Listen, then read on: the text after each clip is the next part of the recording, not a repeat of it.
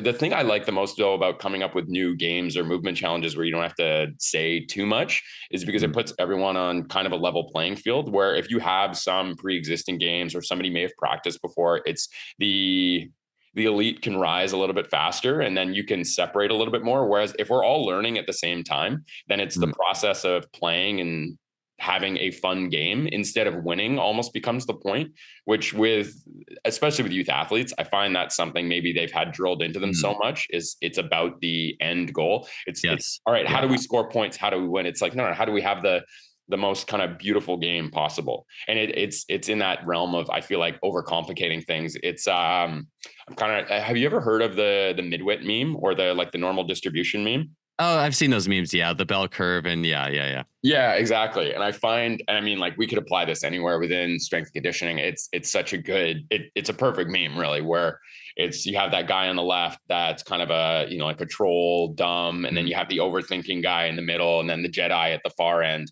And what the Jedi and the dumb guy say always just kind of ends up being the same thing. So it's we can think about like our technical models and all this stuff and what's the perfect way to constrain a game. And it's like game, fun, play. And then, at the end, it's like play fun game. Yeah. That is funny. I'd never thought about that in light of that. Because it is almost, I think about it kind of maybe in a similar way, like expansion, compression, and expansion, in the sense that we start as kids and everything is expansive and it literally the only goal is fun. Like I noticed this so clearly. It was a game I played with my two kids, 6 and 8.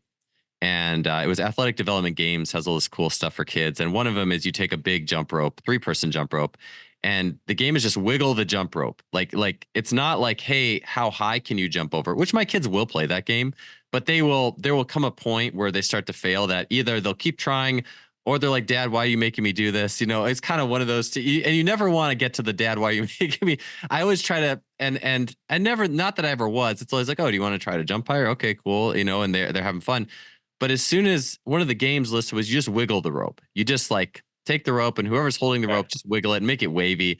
And then you should just see the change in the kids' faces. It goes from like, it's just like, everything is just so much fun. It's the epitome of in the moment, because who cares how high we don't even know how high the bar is. All I know is I'm jumping over a really wiggly, fun rope. And it's only about that present moment, like avoid the wiggle. There's no outputs. And so it's almost like we start there.